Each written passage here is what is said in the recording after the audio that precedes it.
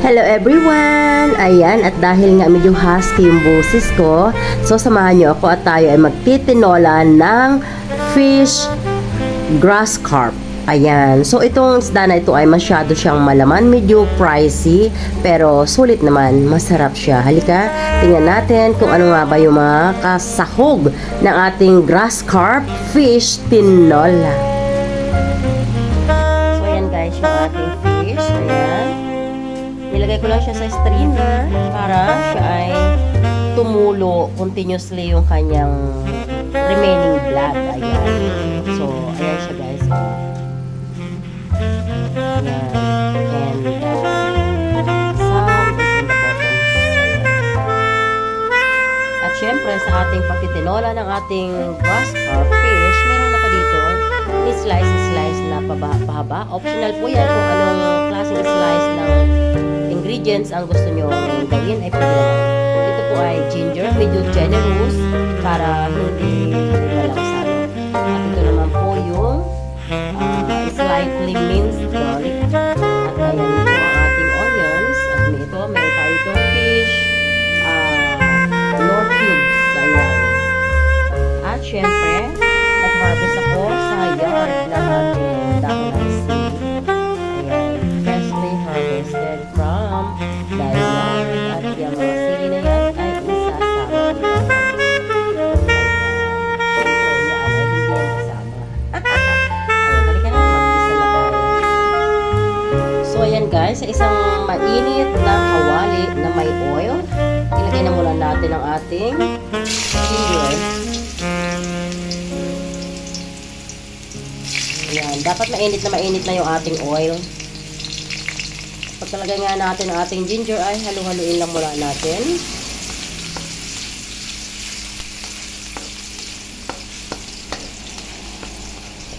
Ay, nakalimutan ko namang ihiga ang phone. Nakatayo na naman. Ay, i-upload ko nga pala ito sa aking long videos. Pero, mga viewers and subscribers, pasensya na ha. Si Tita Wena nagmamadali. Kasi, I'm quite not feeling well. Ayan. At pagkalagay nga po natin ng ating ginger, ay pwede na rin nating isunod ang ating garlic. Ayan. So, wala akong camera person this time. Nasa school. So, I'm doing all alone. So, kaya medyo struggle lang Tita Wena, ha? We have to put one by one the ingredients. Kasi I am holding the camera in one hand at the same time. Ayan, pwede na po natin ilagay ang ating onions. Ayan, ang bango. Ang bango-bango. Ayan. Nawawala yung block ng aking ilong. Guys, usong-uso ang ubo at sipon ngayon, no? So, if you notice, medyo block ang aking nose. So, ingat kayo ha. Ako, hindi naman ako nauulanan. Hindi rin ako na pagpapawisan sa likod. Pag pinagpapawisan ako sa likod, only pag ako ay naglilinis at nag-exercise. But, I'm trying my best to dry up right away. Pero, nagkaubo at sipon pa rin ako. So, ayan guys. Pagkatapos nga natin ilagay yung ating tatlong ingredients, ay pwede na natin ilagay ang ating fish cubes.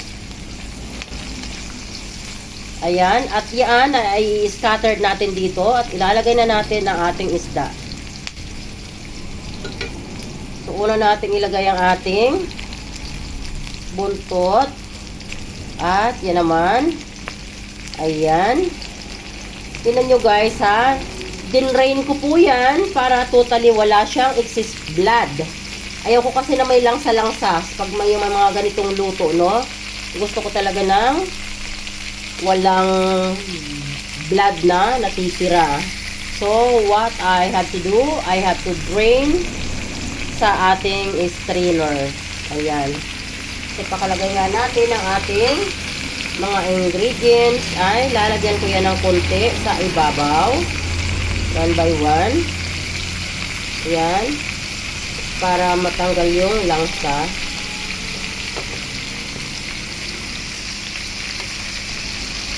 Ganyan.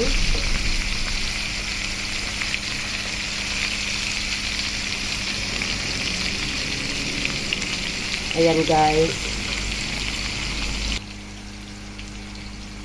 Ayan, maglagay na tayo ng pamintang durog. Bahala na po kayong mag-adjust ha kung gaano karami ang pamintang durog na inyong ilalagay.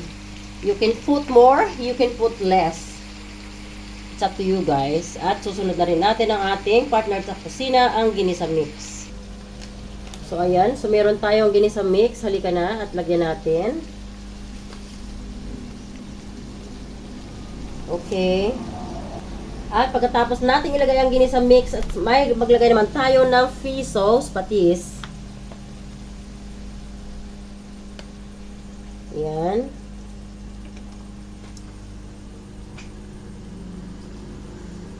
Matapos natin ilagay yung ating fish sauce, ay lagyan naman natin ngayon ng sugar just to balance the taste. Just a little bit. And then, ibalik na po natin sa medium heat. Ayan. At ngayon ay maglalagay na tayo ng tubig na 700 ml. Ayan, ang isda po natin ay 1 kilo.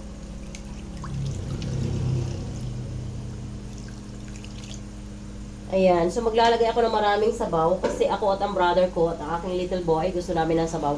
So hayaan lang na muna natin kumulo bago natin ilagay yung ating dahon ng sili. Meron din akong napitas na sitaw. Ayan, freshly harvest. Tinan nyo, fresh na fresh, no? So, isama na rin natin yan sa pagluluto. Sarap! So, ayan. Dahil kulong-kulo na ang ating niluluto na tinolang isda, ay ilagay na natin ang ating hinarvest sa yard na sitaw! Freshly harvest! Diyan! Sarap naman! O, diba? Dahil nga, husky ang boses ni Tita Wena. Sarap na sarap niyan, guys. Ayan.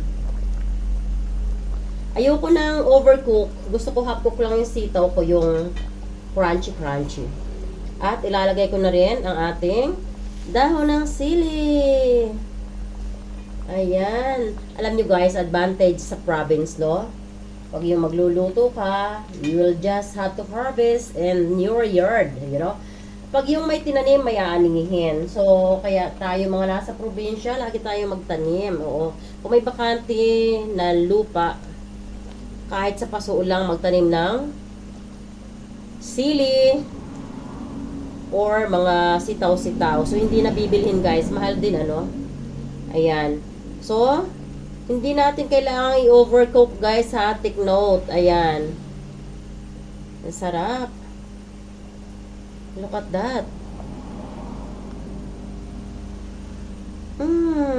Delicious. Wow. Ang daming maliliit na sili. I love it. Sarap. Wow. Delicious. Ayan. Sarap naman. So, ayan. Kukuha tayo ng, matitikman natin, pero kukuha tayo ng small spoon. Ayaw ni Tita Wena na gamitin ito kasi si Tita Wena ay may kunting sipon. Yes. At kasalo kong kumain dito ang aking family. So, ayaw kong mahawa sila sa akin. So, let me take the small spoon. Ayan, halika, tikman natin. Wow, so delicious. Patay na natin, guys. Ayan, sarap ng ating ulam. Tinolang grass carp fish. Sarap. Ayan, guys. Bye! Salamat na muli sa inyong panonood. At don't forget to subscribe kung bago ka pa lang sa aking YouTube channel. And write down a little bit longer comment for my revenue. I love you all, guys. God bless!